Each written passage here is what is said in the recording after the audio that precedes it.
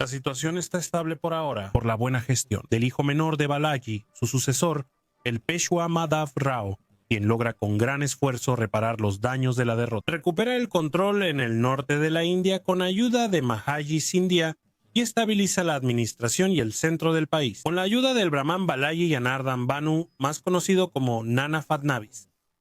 El Peshwa Madhav Rao entiende el peligro británico tras su victoria en la India en la Guerra de los 7 años.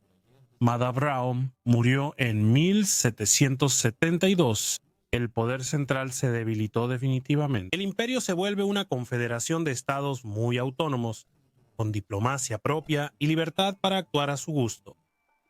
Los siguientes años se caracterizan por luchas de poder implacables, complots, traiciones y enfrentamientos que generan gran inestabilidad en el imperio.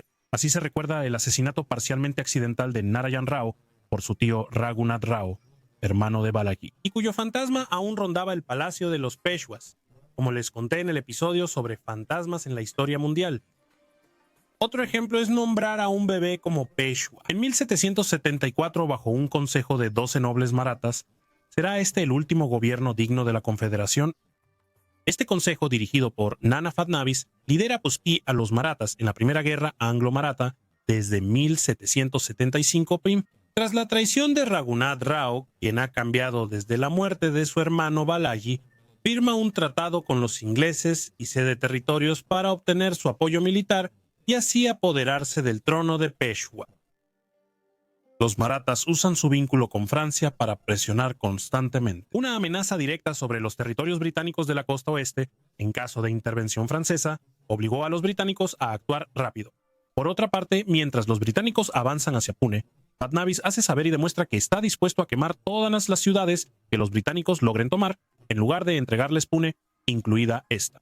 Esto recuerda la estrategia rusa ante Napoleón años después.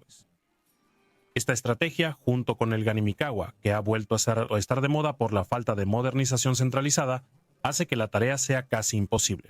Los británicos, incapaces de contrarrestarlo, son derrotados en Wat Gaon y firman un tratado de paz, que no respetarán como suele pasar con él. En la India, estos atacan por sorpresa a los marathas desde Bengala.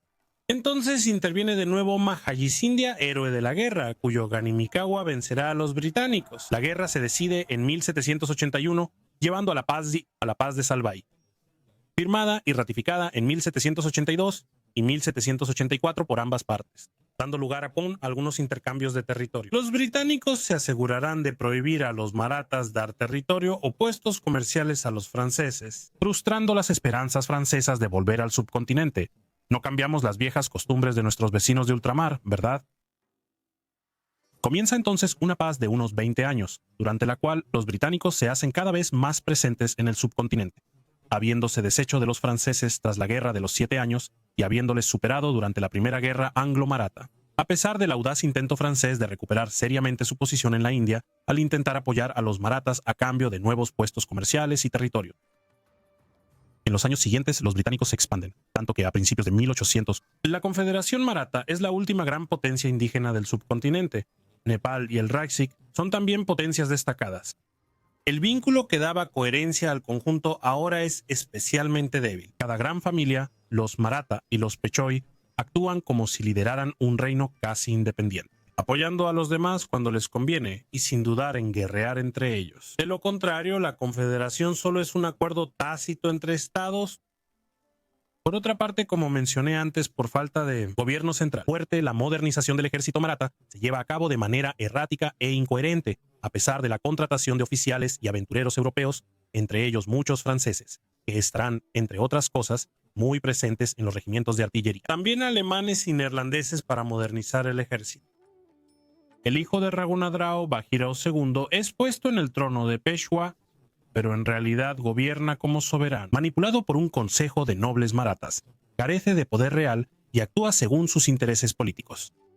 En 1802 su ejército y el de su aliado son vencidos por nobles marathas y Bajirao II se refugia con los británicos prometiendo territorios marathas y es colocado de nuevo en el trono de Peshwa de la Confederación, sin dudarlo a pesar de la amenaza que representa Francia de Napoleón en Europa.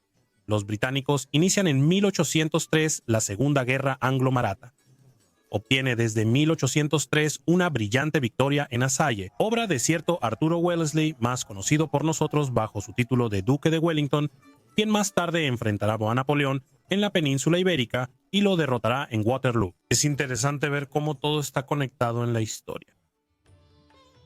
Por sus éxitos, los británicos recuperan territorios desde 1804 y firman paz separada con cada reino de la Confederación. Y recuperando muchos vasallos marathas, desde entonces la Confederación cae en anarquía.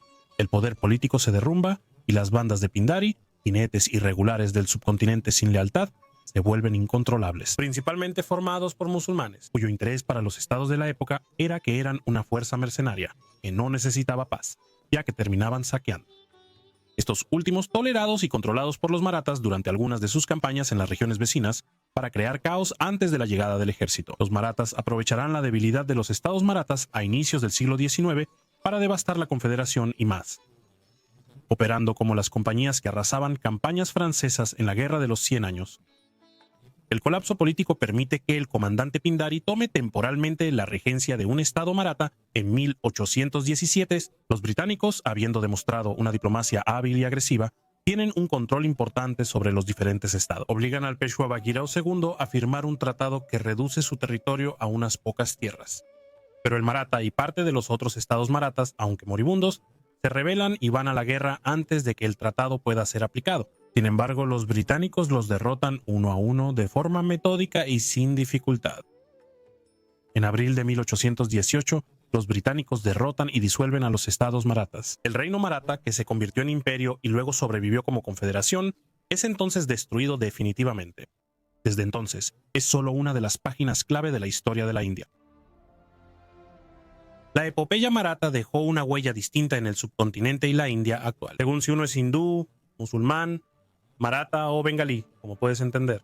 El surgimiento de los marathas, su resiliencia y rápida expansión provocaron la disolución del imperio mogol y permitieron el Hindavi Swarajya, es decir, el autogobierno hindú en gran parte del subcontinente, liberando a la mayoría no musulmana del dominio y la ley islámica. Pero al desestabilizar el imperio mogol, desestabilizan todo el subcontinente, mientras causan caos y destrucción más allá de sus fronteras, lo que resulta en el debilitamiento de sus vecinos. Todo esto abrió la puerta a invasiones extranjeras, de las cuales, por ejemplo, se aprovecharon los persas, los afganos y las potencias europeas. Es posible que la fragilidad del imperio mogol, tras el reinado de Aurangzeb, como mencioné antes, hubiera tenido consecuencias similares. Los marathas conectan la era de invasiones islámicas en la India con la colonización europea. Actualmente, Maharashtra es el heredero administrativo del antiguo imperio. Genera una quinta parte de la riqueza nacional. Concentra casi toda la población maratí y tiene centros económicos y culturales como Mumbai y Pune. Así que hemos llegado al final de esta extraordinaria epopeya. Espero que hayan aprendido cosas y que hayan disfrutado tanto siguiéndome. Así lo hice al explorar la extraordinaria y humana historia de este pueblo. Si tienen preguntas o necesitan alguna aclaración, este es el momento perfecto para decírmelo en los comentarios. Muchísimas gracias por habernos acompañado hasta aquí. Como pudieron ver, esta serie fue nuevamente la ocasión para un trabajo especialmente considerable. Pueden apoyarnos dándonos un pulgar arriba y dejando un comentario en el que nos digan qué les pareció esta aventura. Y por supuesto, suscríbanse y activen la campanita si aún no lo han hecho.